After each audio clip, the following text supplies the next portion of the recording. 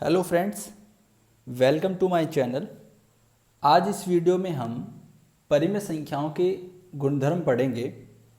जैसे योज्य तत्समक क्या होता है, योज्य प्रतिलोम कैसे निकालते हैं, गुणात्मक प्रतिलोम कैसे निकालते हैं और क्या होता है, उनके बारे में आज पढ़ेंगे। तो पहला है योज्य तत्समक। देखो, तत्समक का मतलब होता है उसी संख्या को पुनः प्राप्त करना। अब कैसे? जैसे मैं एक उदाहरण लेता हूँ। मान लीजिए मैंने उदाहरण लिया है 5। उदाहरण लिया मैंने 5।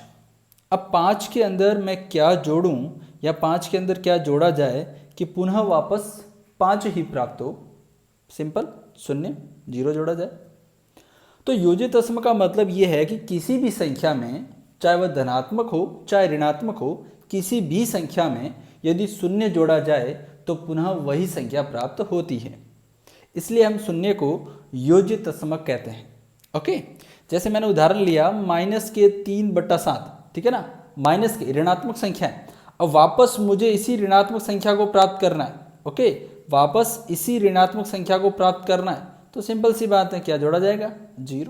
ओके, तो ये एक बहुत ही सिंपल है कि योज्य तत्समक क्या होता है कि जब किसी शून्य को किसी भी परिमेय संख्या में जोड़ा जाता है तो वही परिमेय संख्या पुनः प्राप्त होती है। ओके, दूसरा है योज्य प्रतिलोम। प्रतिलोम होता है मीन्स व्युत्क्रम, ठीक है ना, किसी भी भिन्न के अंश व हरों का आपस में बदलना, ठीक है ना। बदलना क्या कहलाता है? व्युत्क्रम। संख्याओं जो भिन्न को है पलट देना, तो वो क्या कहलाता है? प्रतिलोम, व्युत्क्रम। अब योज्य प्रतिलोम कहता है कि जब दो संख्याओं का योग 0 हो तो वे दोनों संख्या एक दूसरे की योज्य प्रतिलोम होती है, ठीक है ना। दो संख्याओं का योग, मान लीजिए मैंने कोई संख्या ली है 3/7।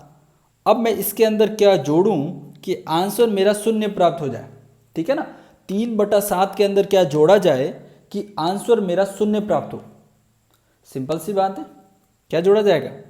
-3/7, क्योंकि ये प्लस का है ये माइनस का, तभी तो प्लस और माइनस कैंसिल आउट हो गए। 3/7 में से 3/7 गए, 0 प्राप्त हो गया। ओके, जैसे एक और उदाहरण लेते हैं, -5/4।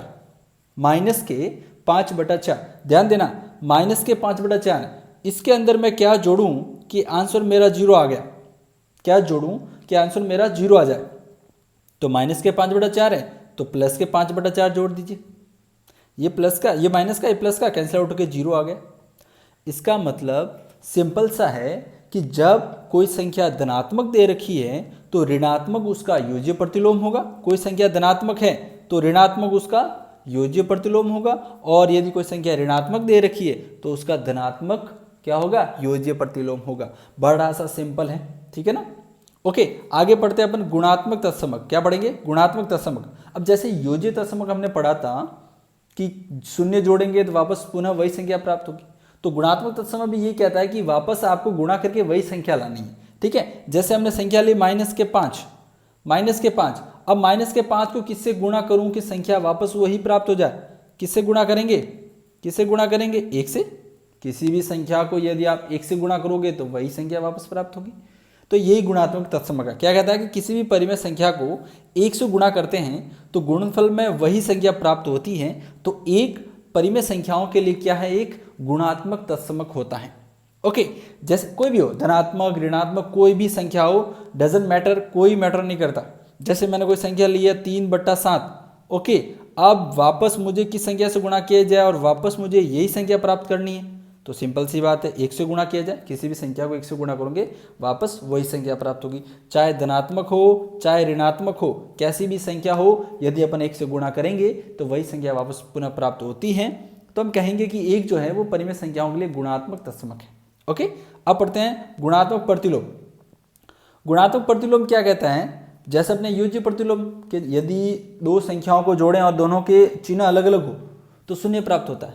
तो गुणात्मक प्रतिलोम भी यही कहता है कि आपको एक ऐसी संख्या ढूंढनी है जो दूसरी संख्या से गुणा करे और आंसर 1 आए।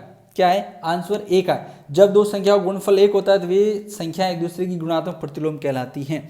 दो संख्याओं को परस्पर गुणा करें तो गुणनफल 1 आना चाहिए। जैसे कोई संख्या a/b दे रखी है तो उसका गुणात्मक प्रतिलोम क्या होगा? b/a। ध्यान देना, a/b क्या हो गया? b/a। उसका उल्टा व्युत्क्रम हो गया, जैसे ये दे रखा है -का b/a, तो आंसर क्या आ जाएगा? -का a/b बी, ठीक है ना, व्युत्क्रम हो रहा है, ध्यान देना व्युत्क्रम हो रहा है। सिर्फ सिंपल सी बात क्या करने की, यदि कोई संख्या जैसे परिमेय संख्या -3/7 दे रखी है, -3/7 है, और इसका गुणात्मक प्रतिलोम ज्ञात करना है। गुणात्मक प्रतिलोम का मतलब है इसको किस संख्या से गुणा करें, आंसर 1 आ जाए, आंसर 1 आ जाए। तो सीधी सी बात है, किससे गुणा करेंगे, 7/3 इसके व्युत्क्रम से। सिंपल सी बात याद रखनी है, कुछ भी कोई भी मेथड समझ में ना आए तो सिंपल सी ट्रिक याद रखनी कि गुणात्मक तत्समक पूछा है, इसका मतलब जो संख्या दे रखी है चाहे वो धनात्मक हो ऋणात्मक हो, चिन्ह नहीं बदलना है, ठीक है ना। आपको जो साइन दे रखा है उसी साइन में रखनी है, और संख्या का व्युत्क्रम, संख्या को पलट दो।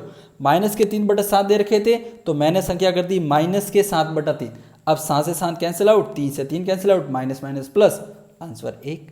ओके, जैसे मैंने ऋणात्मक लिया तो धनात्मक भी ले सकता हूं। जैसे मैंने संख्या ले ली आपकी 5/4 और पूछ लिया कि इसका गुणात्मक प्रतिलोम क्या होगा, तो सिंपल सी बात है, गुणात्मक प्रतिलोम का मतलब है कि जिस संख्या से गुणा करूंगा उत्तर 1 आएगा।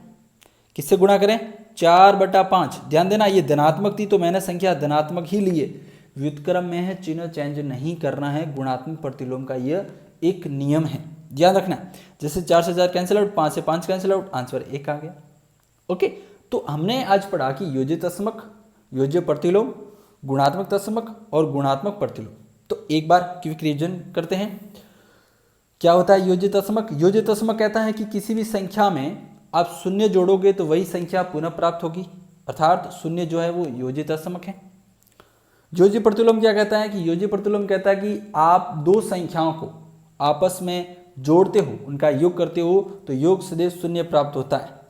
ओके, तो वे एक दूसरे की योज्य प्रतिलोम कहलाती। तो यहाँ पर एक ही दिमाग माइंड में रखनी है अपन को कि यदि कोई संख्या धनात्मक दे रही है तो उसका ऋणात्मक ले लो, योज्य प्रतिलोम, और यदि कोई संख्या ऋणात्मक दे रखी है तो उसका धनात्मक ले लो, योज्य प्रतिलोम निकल जाएगा, ठीक है ना।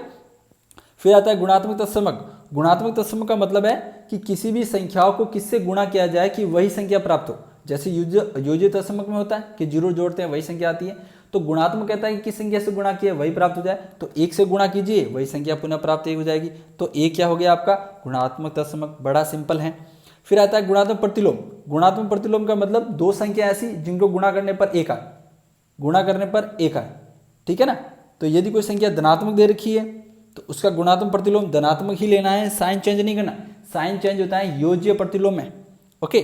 और यदि ऋणात्मक दे रखी है तो ऋणात्मक ही सिर्फ उसका व्युत्क्रम लेना है, और आपस में सीधी सी बात है कि कोई भी दो संख्याएं एक दूसरे के व्युत्क्रम हैं और उनको गुणा करेंगे तो आंसर सदैव 1 आएगा। ये नियम है गुणात्मक प्रतिलोम का, ओके। Thank you.